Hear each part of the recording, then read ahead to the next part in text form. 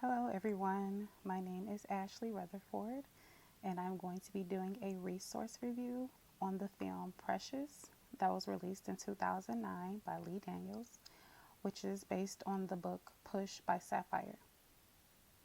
I chose this book and film because it gives a great perspective and, and great main takeaways for social workers or workers who want to work with young people. So, I'm going to give a summary of the film, some main takeaways, and how they can be applied to social work practice and working with young children. So, the beginning of the story of Precious introduces the main character, Clarice Precious Jones. She is a 16-year-old teen who is a victim and survivor of incest rape at the hands of her father since she was 3 years old. I would like to warn the audience that the book and the film is filled with many trigger warnings of incest, rape, abuse, and neglect, and violence. So if you choose to watch the film, those characteristics are going to be within the film. So Precious is described as a African American girl who is significantly bigger than her peers because she is overweight and also pregnant, and she is in junior high school despite being 16 years old. She is currently pregnant with her second child, which both children are subsequently by her father.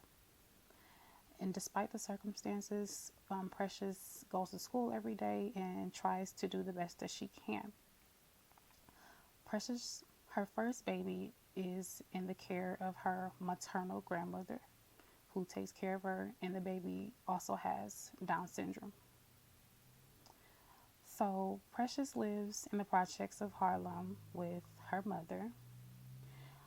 At home, she endures extreme and brutal violence, which includes verbal, physical, and sexual abuse by her mother. At this time in the story, Precious's father is not in the home. I'm not sure where he is, but he's not there. And she's currently pregnant with his second baby.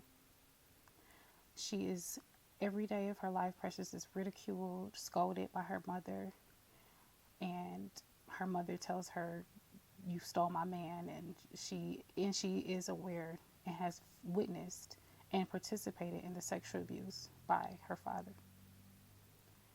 So there's a scene at school where Precious's principal calls her to the office.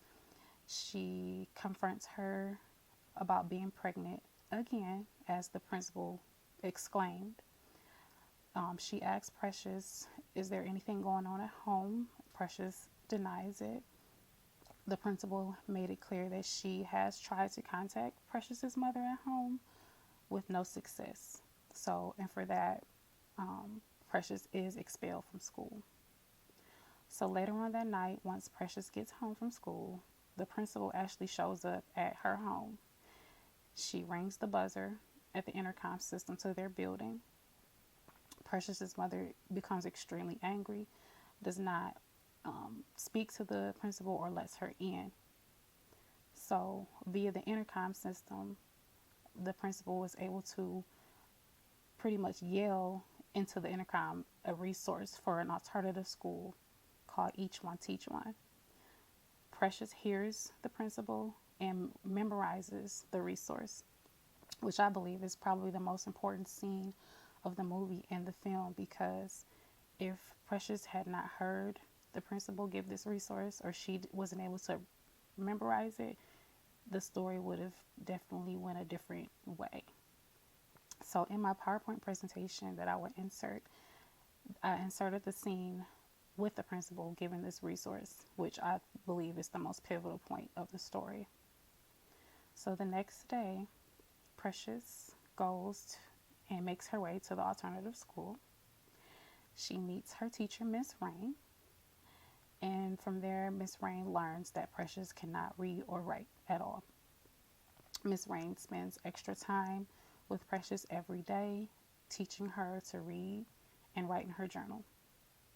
So as time goes on, Precious is is increasing her literacy skills and is thriving more.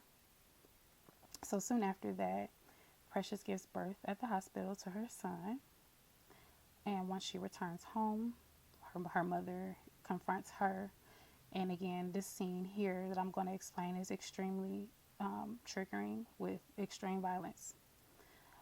Her mother attacks her and her baby, and Precious runs out of the home in the middle of winter and was able to make her way to the alternative school, breaks in, and sleeps there for the night. The next day, Miss Rain, her teacher, calls around all day to try to find a safe place for her and her baby to go. She was able to find a place for her, but until then, Precious was able to stay with Miss Rain and her partner at her home until she was able to enter the group home. So I believe that Miss Rain was a very important person in Precious's life because she showed her empathy and care and love in her worst time. She taught her how to read, how to write, and even went out of her way to make sure she had a safe place until Precious and her baby was able to enter the group home.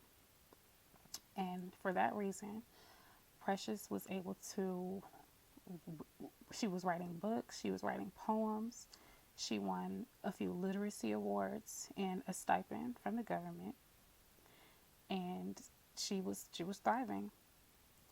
Ultimately, unfortunately, Precious finds out that her father dies from AIDS, and then she finds out that she is indeed HIV positive, which is devastating.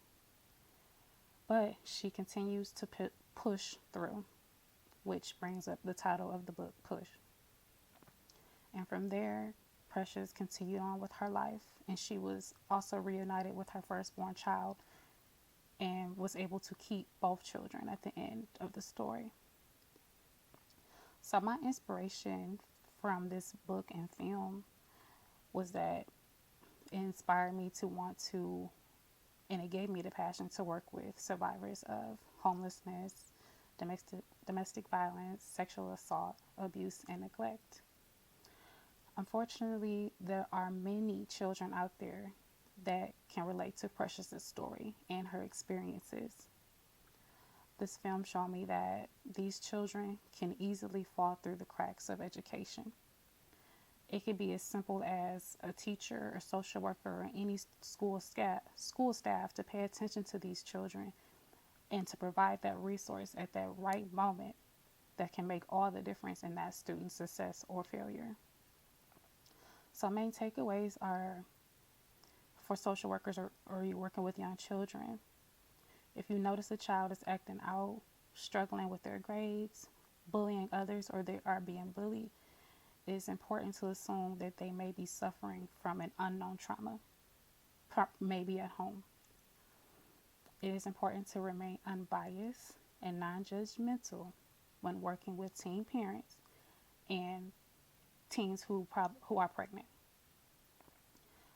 Some students may have home environments that may not be safe, or they might not have basic needs at home, such as running water, food, electricity, or they may be displaced or in a shelter or homeless.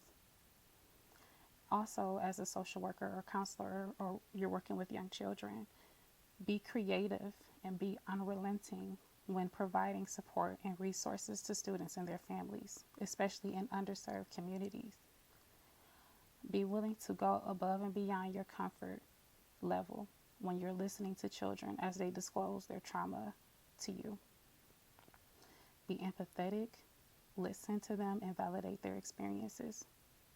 Always report suspected abuse or neglect, and never give up on a student. From a personal standpoint, I want to work with young people in underserved communities like Detroit. These communities are more than likely not equipped with an abundance of school staff, social workers, or counselors that can accommodate the needs of all children. And it's important to pay attention to children who exhibit protective factors, struggles, and challenges to their academic success. Behind those barriers may lie extensive trauma, lack of resources, and support in the family home. It is also important to ensure that all school staff are trained in trauma informed practices and empathy, because if they're not, these students that present with these challenges, they're going to deem them as bad children. They're more likely are going to be disciplined more punitively, more aggressively, and that can result in children falling through the cracks in the system. So that is my resource review of the film Precious and the book Push. I recommend you read and watch that film. Thank you.